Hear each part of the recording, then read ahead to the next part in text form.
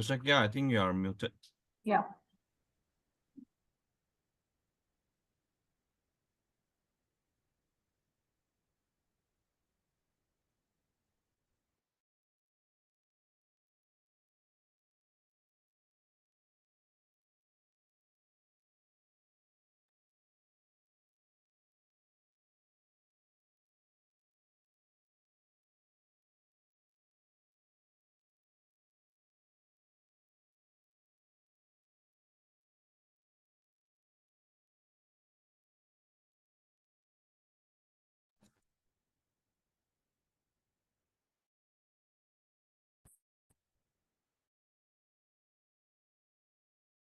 Hello, can everyone hear me?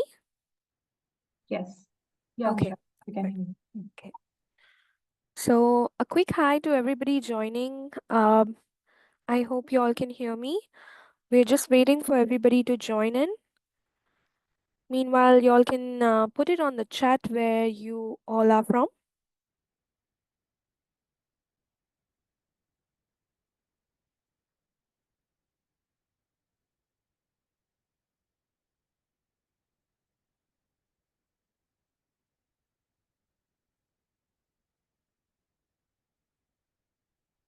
Okay.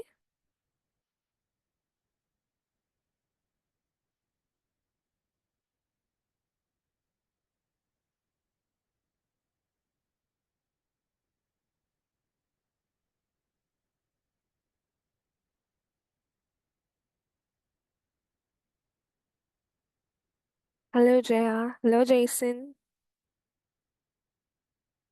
Hi, Ivy. Hi, Ronald. See, most of the people are joining from Singapore.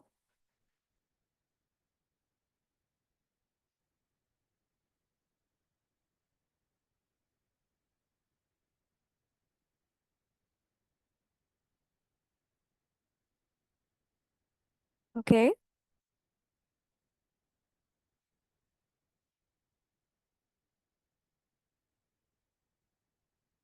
Hi, Joyce.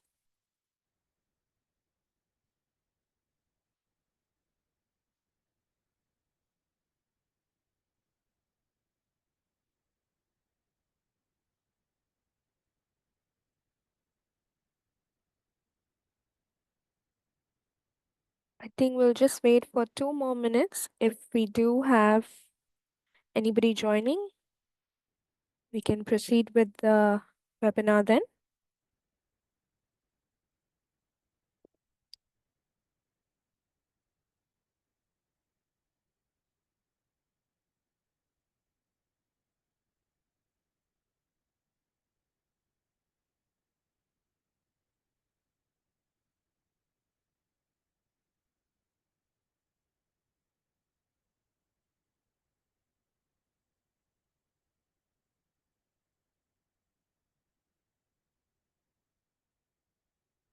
All right, we'll just proceed.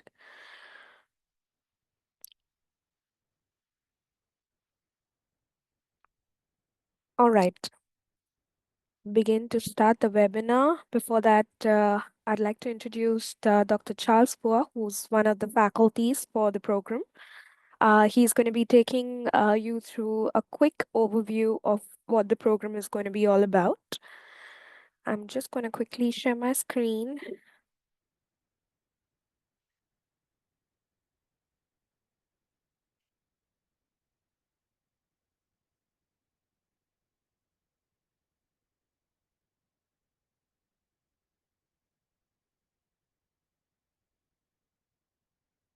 So, Dr. Charles, you could start with the webinar. Okay, you want to do full screen? Yep, sure.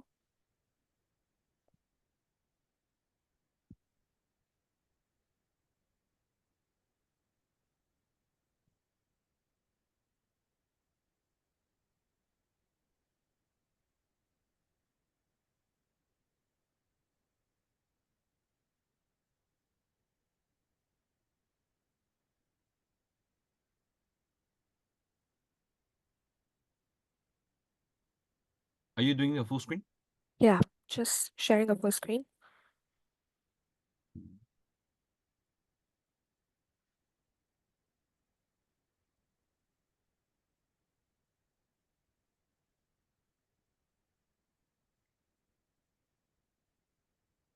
Can see now. Yeah, but it's not full screen. Can you Okay, click the full screen button? just a moment. Yeah.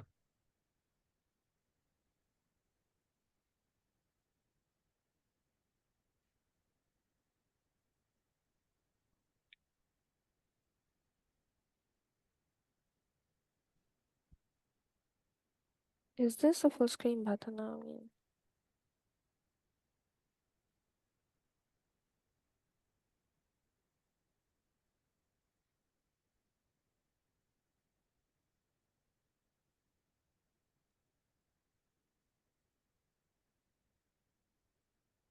Which screen is not Can? visible.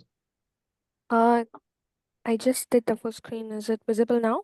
No, it's not visible. You can go to share, then you Okay, can just a select the moment. screen and you can share. Okay, just a moment. I'll just redo it.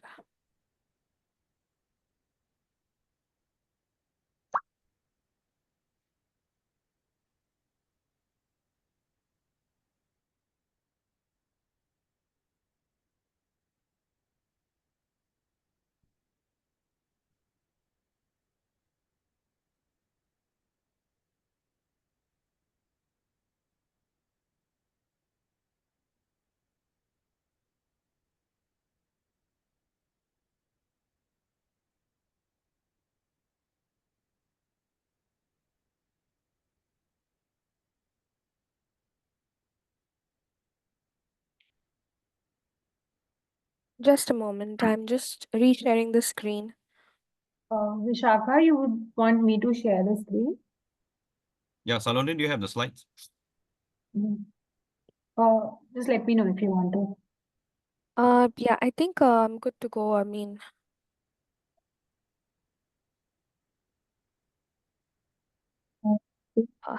is it visible? Yeah, can you click full screen? Yeah, Okay, cool. done already. Okay, come Yeah, next slide. yes. Welcome, folks. Apologies for the technical, right? Thanks for coming for our webinar, info webinar on the COO program by NTU Business School. Next slide. Allow us to just share with you the program, right, over a few slides, and we'll open up for question and answers. Yeah, very quickly, this agenda for today. We'll cover the program, a bit of the curriculum, right, and then we talk about the benefits of the program. Next slide. Yeah. Right. The key would be, I think it's fair to say the COO program conceived by NTU Business School is the first online program we have catering for chief operating officers, right, from a Singaporean university. It's full screen though. Can you all see the full screen? Yeah. Okay, but with a small face at the bottom left. Yeah. Okay, right. Okay, so let's continue. Yeah.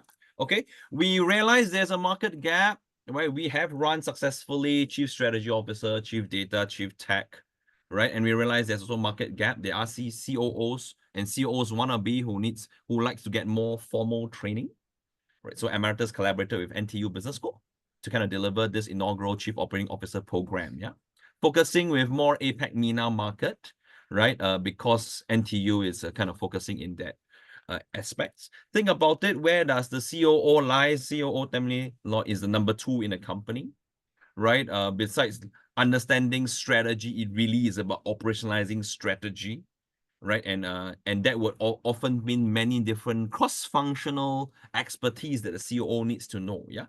After you have think about the strategy, you got to think about how to operationalize it. What are things you need to think about? Think about organizational structure, HR, what kind of talent do you need, operations, processes, business process re-engineering, supply chain management, right? You can think about how digital and data can be useful for you, right? Whether is it in productivity gains or even growth revenue gains. Then next you think about marketing, branding, sales, and then money comes in for you to count. Yeah.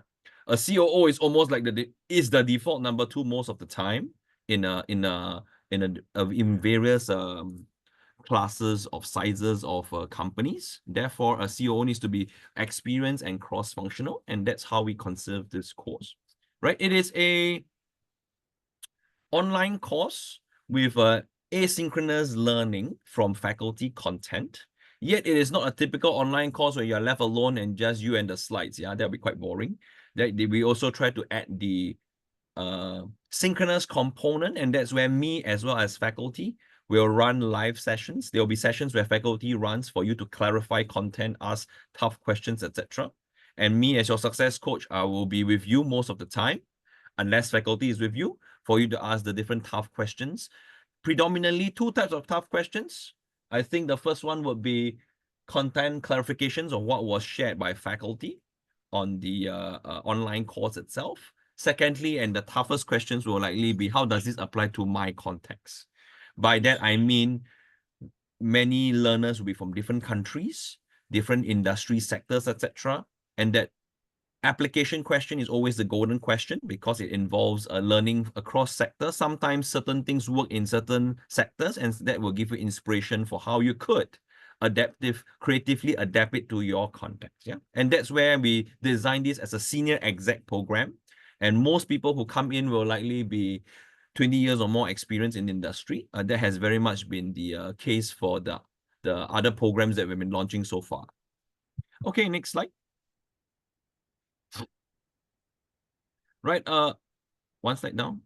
Okay, so this program really is for COOs, current COOs as well as COOs to be, right? That's where we want to socialize you with the cross-functional skills required, yeah, for you to do the COO rank job well. Certain designations, right, will also be familiar to you if you're in this line, right? Look at the second half of the slide: Chief Operating Officer, Director of Operations, Head Ops, VP, right? Various titles with operations in it. Operations can't run away from supply chain, right? So sometimes you have like masters in science in ops and supply chain management, yeah.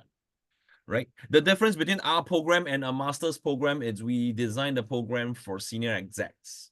So we are more interested, our assignments are more in how do I apply this week's content to my workplace, where your experience count. We don't quite need you to have tons of degree certificates, etc., to be eligible on the course, but we need you to be experienced enough in your area of work, right, that you are able to reflect on that content and focus on what is useful for your workplace. Okay, so these are the appointments that will find our program useful, right? And I also like to share one thing. What really distinguish us from our program so far, it's the ability to help you apply the theory into practice. And the assignments are less academic, aka you don't need tons of references, etc. I always joke about it. ChatGPT won't be useful because if ChatGPT knows the internal workings of your company, you should shoot your chief cybersecurity, yeah? Right? So that's how practical oriented we are in terms of the design construct, as well as the way we conceive the weekly, fortnight assignments, as well as the final capstone. Next slide. Please feel free to keep questions coming in either in the Q&A tab or in the chat, yeah? Later on, we will answer each of them. Okay, just a quick intro. I'm Charles. I'm your friendly coach, right? Friendly because I'm quite liberal in terms of assignment deadlines. Okay, so don't be too stressed about it. We really want you to experience the learning. Everyone at the C-1, 2 level have various work schedules. So we are not so dogmatic in you must submit at this time, etc. Yeah, but you do need to submit before the end of course. Okay, so that's where I'm flexible, right? I'm also useful as a facilitator. There will be experienced learners in the class, and I'm good at sussing out wisdom from everyone and synergize it, yeah, on top of sharing additional readings and all that help you kind of close the learning loop. A very quick background of myself. I guess I'm a management consultant by profession, one of the global 100 professor author-grade management consultants, academic fellow with International Council of Managing Consulting Institutes, of which Singapore is one of the country chapters across many countries. And together there are about 68,000 management consultants. I'm one of the top 100 who teaches and write books. I have 6 books on strategy, right? I also run my own firm, but predominantly, besides running the courses for Emeritus, I run 4 courses so far. NUS Business School Chief Strategy Officer, NTU Computing Chief Technology and Chief Data Analytics and AI Officer programs are run by me, and now I'm supporting NTU Business School for their inaugural Chief Operating Officer program. Right, my background, my PhD was in public policy before I went into corporate strategy, and now finishing up doctorate on how to teach strategy, very much in the strategy realm, and strategy cuts over to operational strategy is the COO's job, yeah? And naturally, you have to be cross-functional. I do spend a lot of time learning. So besides corporate strategy, I went to do PG diplomas or masters in HR, organizational psychology, ops, supply chain, risk management, corporate governance, tech, digital, marketing, branding, sales, and accounting, and finance, etc. Yeah. So that will be helpful in me to kind of, I would say, typical MBA, you probably do 1 or 2 modules in each of this discipline. I've probably done 4 to 6 modules, so I have a bigger toolkit, yeah, which allows me to share a little bit more tips or more interesting insights or readings, yeah, for each of the topics that we may cover in our COO program. But deep down, besides a lifelong learner, I'm actually more a practitioner. But to these days, I operate at the board level. I'm a senior accredited director with Singapore Institute of Directors. I sit on several boards in UK, Switzerland, Australia, parts of Southeast Asia, Thai, Vietnam, Myanmar, Hong Kong, Singapore. Right. So besides working on weekends, running courses with Emeritus and NUS NTU, weekdays I'm normally okay, reading something, learning something, or doing board work, yeah, overseas, etc. Okay, that's a background of myself. I hope to be your learning partner, right? I normally say I'm the platoon sergeant, take care of everyone's learning, right? And let's all grow together. And the real success for us ain't about you passing the course, but really does it lead to workplace success? And we have conceived a program to support you in workplace success. Let's look at the next slide. So this is what the program consists of, right? There are 4 pillars here, and I want to share with you the thought considerations behind it. CO is a critical number 2 in most organizations. What does this mean? You need to have a strategic mind, understanding strategy, corporate strategy, and how you operationalize that. It will undoubtedly focus on areas of operations as well as supply chain strategy. So that's very much pillar number 1.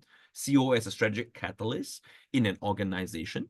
COO, CEO and chief technology as well as chief strategy tend to be what we call the more horizontal roles. Yeah, you need to know enough of other cross functions in order to play a horizontal role well. Yeah.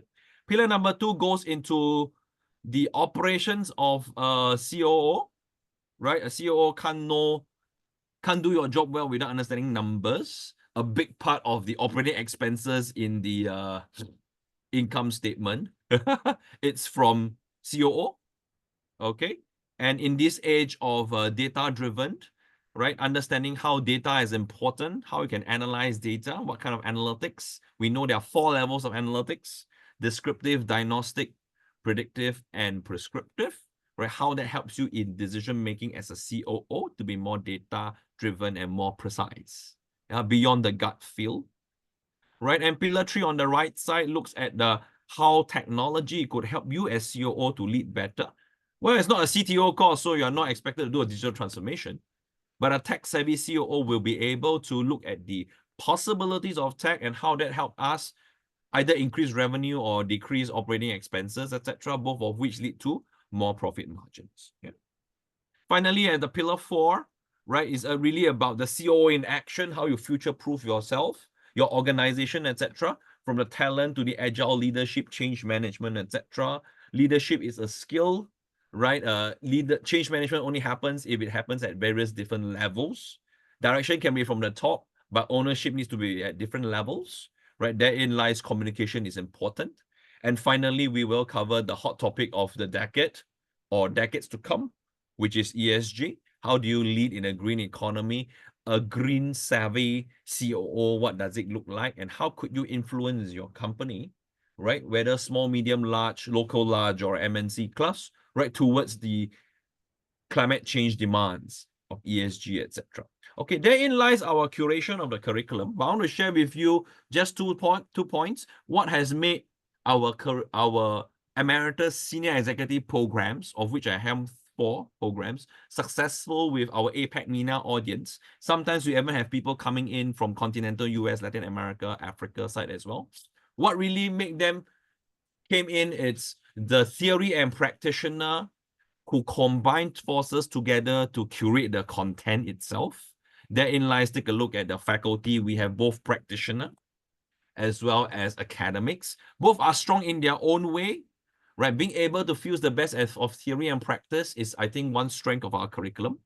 It is naturally cross-functional as well. Next thing, to be able to curate people of your same seniority, 15, 20 years of work experience, right, or more, is important, as well as the way we curate our classes, yeah? Being able to suss out collective wisdom from everyone and linking the theory back to practice, vice versa. And one critical thing is our capstone, right, which allows us to really, really apply what we learn, right, into a capstone that you can go brief your board or your CEO, yeah, but you're CEO already, right? So the next promotion is CEO, yeah. So being able to put everything that you learn across the weeks, be able to synthesize it, yeah, into a capstone that is ready and worthy, yeah, of your board to actually view it and determine whether you deserve that promotion, etc. That's how we seek to support you, right, towards workplace success. And then that thing has help our learners in other courses that we have done with Emeritus, Chief Strategy, Chief Tech, Chief Data. Quite a few, right, actually get promoted and they accredit it to the kind of capstone that we help curate, and we have to get class feedback as well as my feedback, so that they succeed not at just at the course, but actually succeed at their workplace. And that's what we hope to support you, yeah, and your workplace success. Next slide. Right, and after the 8-month journey, it will culminate with one-day campus experience where you'll get your physical certificate, yeah, from NTU. Next slide. The actual certificate looks like this. Right, so the program highlights would be this: a combination of asynchronous, aka at your own time. You go watch the videos, do your homework, right? But then at specific times, we have online live sessions. Okay, you try to attend if you can. If you cannot, you can always Zoom the live recordings. Tough questions you can ask in discussion board and make sure we cover them. Okay, and we have the Capstone project, which I mentioned, that really, really helped many folks, yeah, to bridge that conversation to the what's next after COO. Yeah, right. And you'll also be eligible to apply for associate alumni status at NTU after our course. Yeah. Next slide. The physical cert looks like this on the right. Certificate with NTU logo, right? Okay. Next. Okay, and a bit about Emeritus. So, well, basically, I'll take it up from here, Dr. Charles. We do have Emeritus where, we've been actually having online courses, partner courses with NTU. As you can see that it's in almost every country. Um, Partners with the best universities in the world. This is basically to ensure that education is accessible as well as affordable all across. And, the only objective to create these online courses is to ensure that, everybody is able to get access towards, learning, and also the flexibility of learning at your fingertips. So with the course, as Dr. Charles presented, we also have the application deadline, which is just upcoming on the 22nd of November. So there is also going to be an exclusive fee benefit for everybody who would look forward to apply before the application deadline. The application process would go through a simple approval, a few steps of approval. So you just need to start with the application as with like as early as you can, so you could go through the entire process. In case if anybody also needs the application link, it would be helpful if you know, I'll just paste the application link in the chat box, so people who look forward to apply can just directly refer to the chat box to apply. Right? Yeah, last but not the least, in case if anybody has any questions, we do have a Q&A session open just below. You can post your questions just in the chat or in the Q&A box. Okay, let me jump in. Please feel free. It normally takes a while to warm up with your questions. Please feel free to jump in on any questions under the Q&A tab. I'm happy to take any questions. Right. Let me go through the questions one by one. Yeah. First one is by Anis. Anis is asking, how recognized is this course with private sector or government sector in Singapore? I think you need to define recognize, right? NTU is a top university in Asia, right? Number one youngest university, number one young university in the world. So NTU's brand name has certain credibility. This is a official certificate from NTU, yeah. Right, but Emeritus, they have partnered with Emeritus to be the online platform partner. Okay, so we are delivering this, yeah, together with NTU, right? So recognition of NTU is attached together with the certificate. I hope that answers Anis's question. Okay. Okay, next one is by Kai Kyong. What's the difference between NTU and INSEAD program? To me, different school, different branding. Right, I wouldn't say the curriculum differs a lot, right? But NCEAD has their own way of designing what they think COO program should have, right? And they also, but INSEAD program was designed with global audience, whereas NTU, we are focusing on APAC, MENA, Middle East, and Asia Pacific type. I think the examples may be slightly different, but it all is very much dependent on faculty, how they curate the program, yeah? So I would advise Kai Kyong, perhaps you may want to just take a look at the program brochure for both INSEAD and NTU, both of which are with Emeritus. Obviously, if you come to NTU, we could partner you to look at your capstone in more detail, because the capstone, we do it in a particular way for the APAC runs, yeah? We try to ensure you have workplace success. I can't guarantee whether the INSEAD success coach will do the same thing. That's just extra service that I hope to do, yeah? Okay, so obviously the fees and all are also different. So this one, you just go by what you think excites you, yeah? Sorry, why is Capstone? Capstone is, think about it, it's a bit like a final year project, right? But the final year project is one that is very relevant. Essentially, I will ask you to wear one of the three hats. One, you are happy in your company, you're the COO or want to be the COO, right? You want to do something, you want to do a project that works on the real life problems in your company, and you need to brief it to your CEO or your board chairman so that you can secure either your promotion to be COO, right? Or if you are already COO and you want to eventually succeed your CEO, etc., and then you go to the board, this is my plan.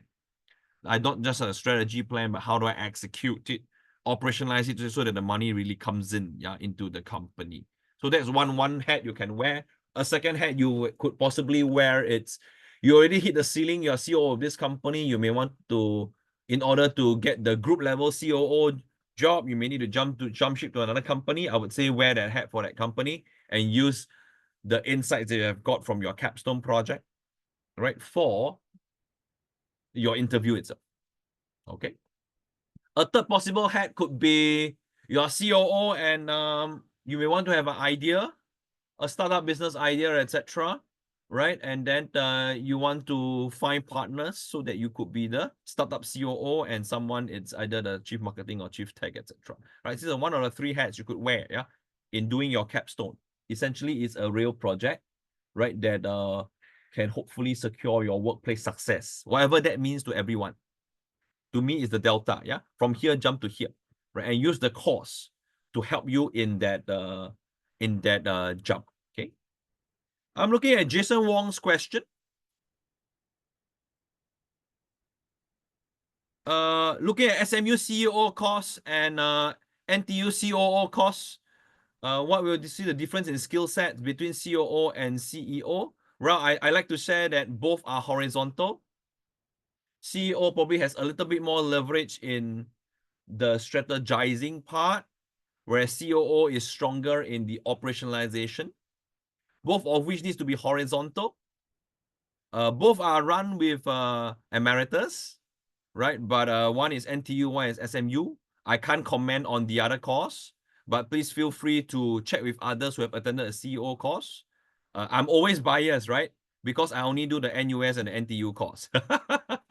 I can only say in Singapore, NUS #1, NTU #2. Yeah, but NUS Business School does not have a COO course, so NTU it has a COO course, right? So that's the only thing I can say. But nonetheless, please observe the program and see which program excites you, which success coach excites you, that you're happy to be your friendly running mate, yeah, in terms of your learning, okay? Okay, next one would be anonymous attendee.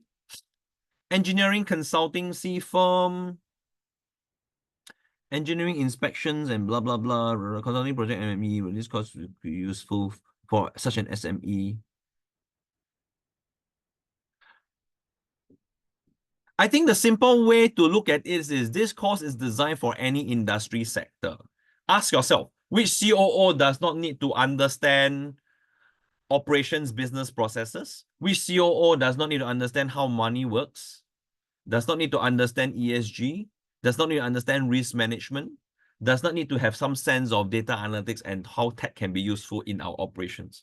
All COO needs, yeah? The only difference is we will be teaching the digital tech a little bit, right? But the operative technology part will likely be engineering in this case, in your case, right? The operative tech, no course can cover, right? Because you can do automobile to KFC does how technology of how to cook, etc. These are too diverse, but common to all will be how digital technology could help you do your work better. I think these lenses are common and agnostic by differences of sector. So all sectors can benefit from a COO program. To me, I think you want to ask yourself, first, are you already doing a COO job? Are you familiar with some of these topics? Right? And what's next move for you? Okay? Right? The next move for you, if you are like a C-1, your next job is COO, you gotta ask yourself, what are skill sets that you are lacking? Right? And how can you complement yourself and socialize yourself to those skill sets? Yeah.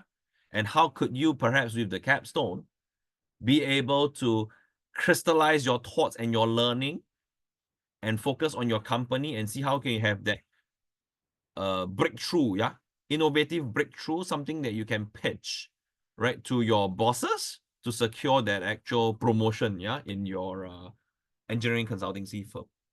Okay. Another way to understand it also for an anonymous attendee would be you are a seller firm, yeah.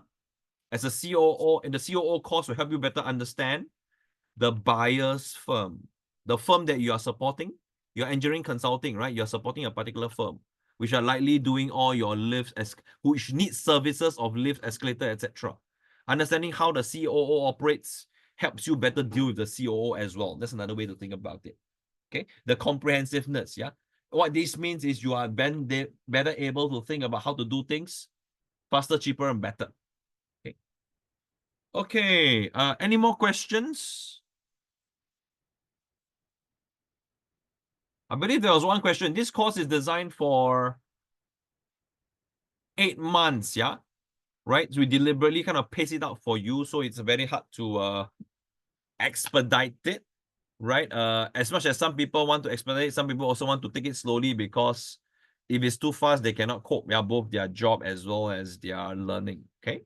So what this means is we give you a not so stressful timeline per se, right? Week by week, you digest something. Remember, the homework, it really is about protected space, yeah? For you to think about content for the week. What does this mean for my firm? So every week you have every week or every 2 weeks where there's an assignment, it gives you that space to crystallize, protected space to think about what does this mean for my firm? how can I improve in small bites? Such that when you come to the capstone, you are able to think more holistically. What is that special project that will land me my promotion, etc. type, yeah? My promotion to the next level. Okay. I want to think, look at Ani's question. Does a company still require a COO? Well, you decide. This one differs by company. I can't say for sure.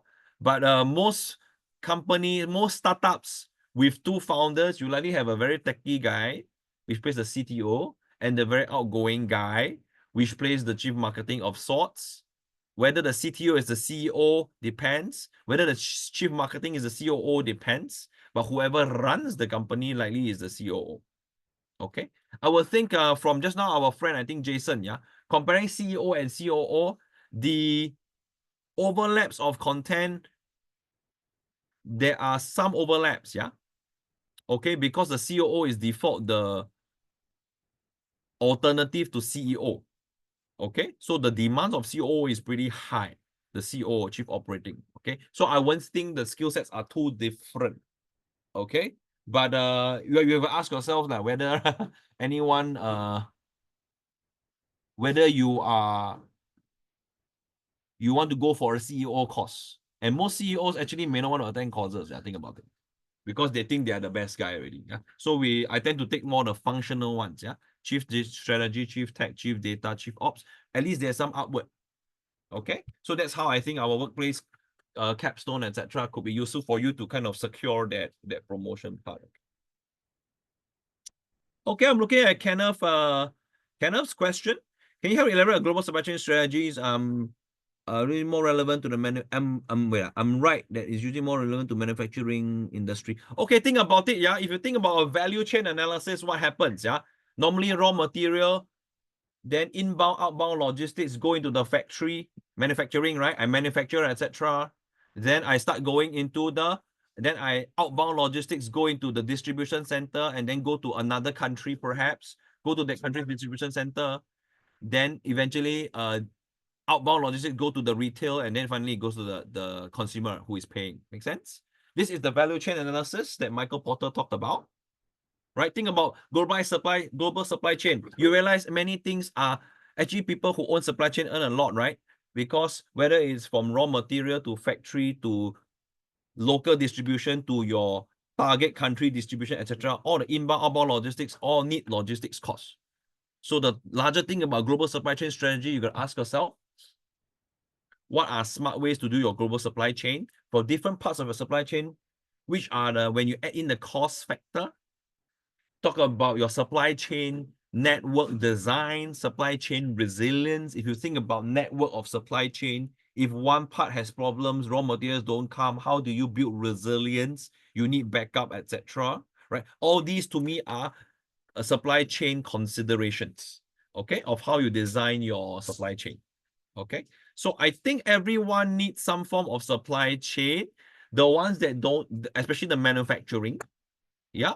Whenever you have demand supply, sub-optimization, etc., and then you need people to transport things here and there, whether it's raw material or processed goods, etc.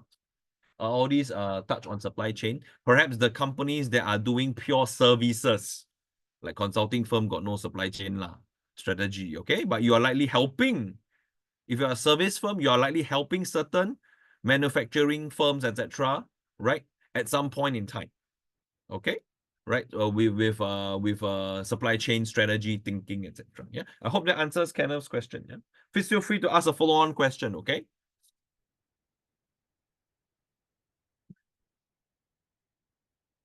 Okay.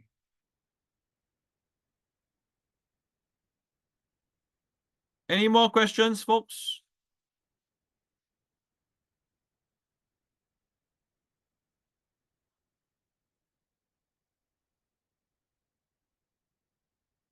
Right. I would like Vishaka, can we put in the group chat, yeah, the contact details if they want to contact Emeritus, yeah, for further discussion. Sure, I'll just add it. That's a early bird discount or something, right? If they contact us. Yes. Yeah, please put I'm those just details sharing in the the chat. number. All right. Good to put in the group chat here too, yeah, so they could take note.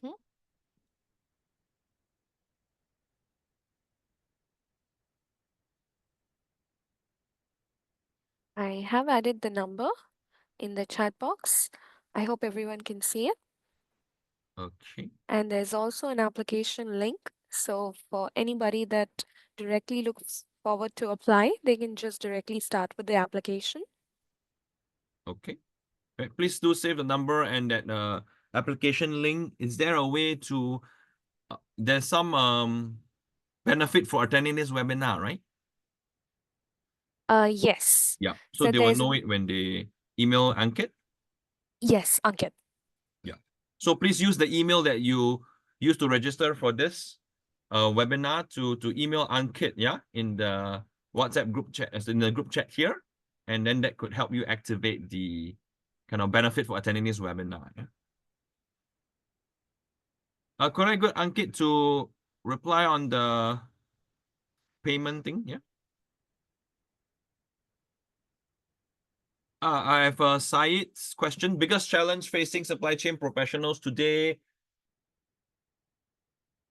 I think to network resilience in a global geopolitical challenged US-China kind of conflict, and how do we ensure network supply chain resilience? I think that's one big challenge. Certain things we can do, certain things we can't do, yeah, when two big countries fight. So that's one. Secondly would be to think about how could we do scope 3 ESG, right? With supply chain. Yeah, scope 3 is the toughest to do in ESG, and supply chain is very much scope 3 in that certain sense. And how to work with how to understand how supply chain works, and how 3, 5, 7 PL supply chain parties, what have they been doing with the green aspects? How can green supply chain analytics be useful, etc.? I think these are cutting edge topics. But we don't have an answer, right? But we have faculty have thought through some, and to kind of tickle you a little bit in the program, yeah?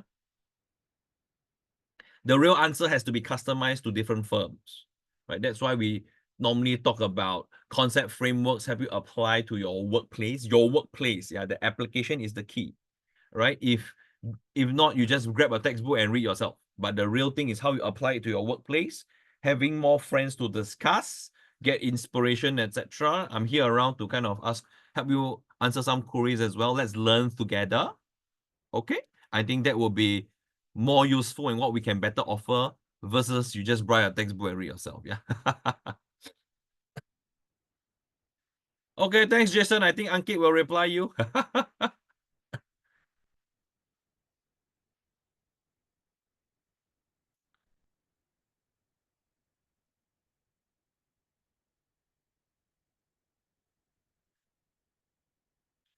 Okay, folks, any more questions?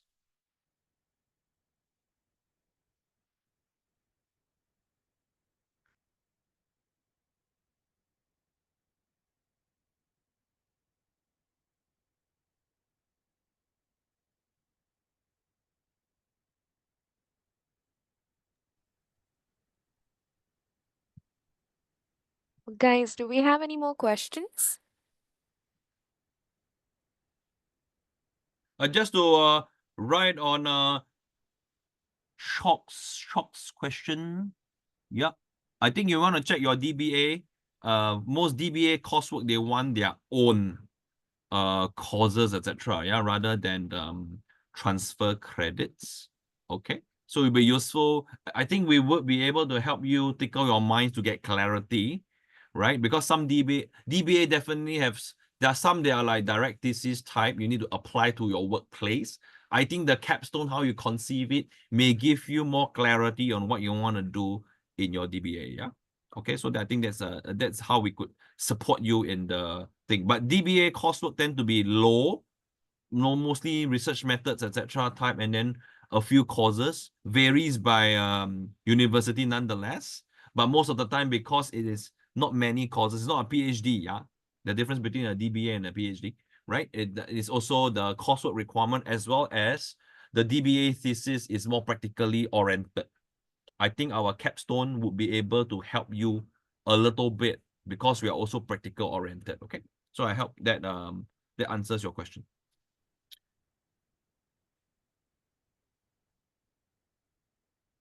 What is my approach?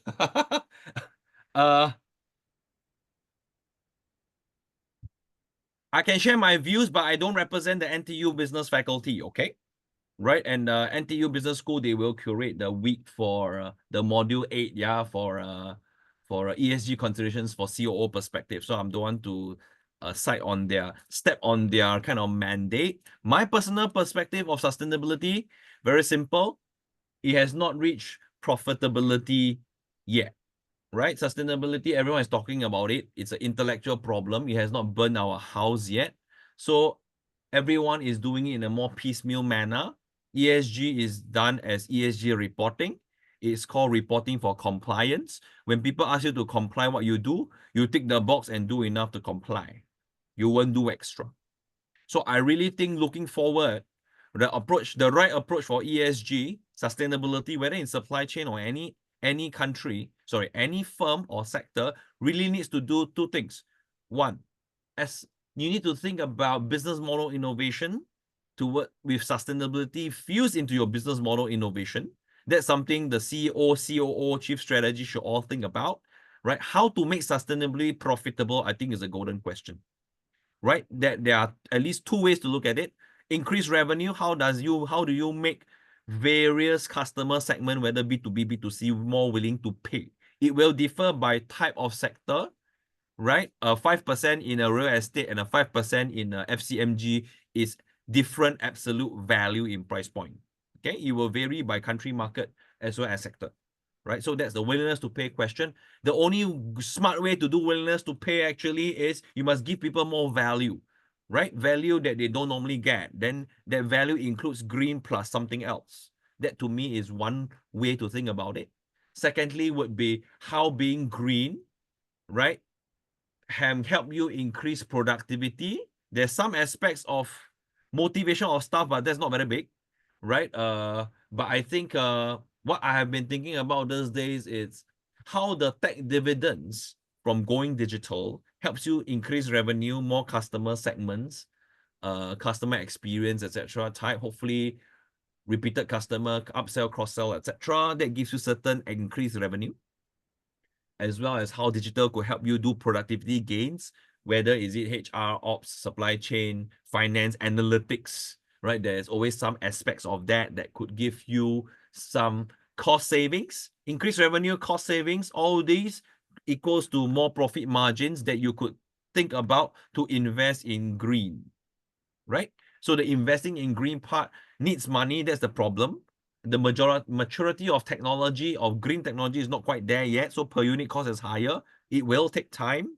And I think many governments, including Singapore type, are more enlightened in supporting R&D into green technology, but that will take time, right? So being able to customize what is possible, yeah, from a profitability perspective, up revenue, down operating expenses type of perspective, I think that lens is important. And the business model innovation can also be operationalized through new product development.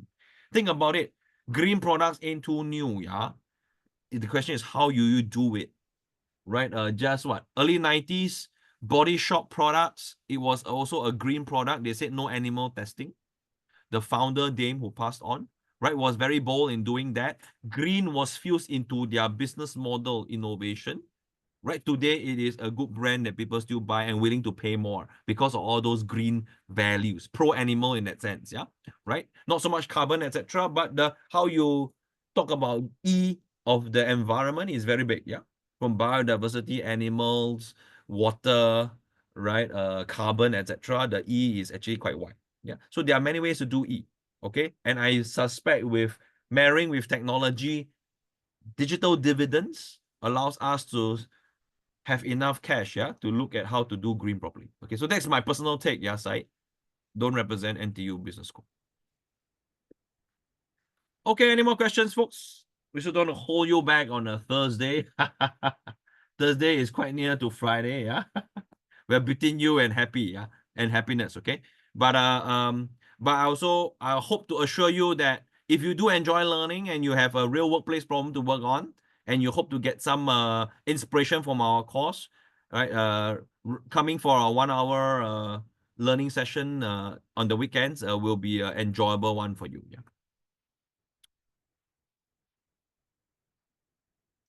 Okay. Shaka, shall we?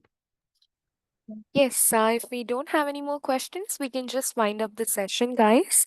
There's an application link on the chat box for everybody who looks forward to directly apply. And if you have any questions, you could either reach out to me or the given contact number, which is mentioned on the chat box. Yeah.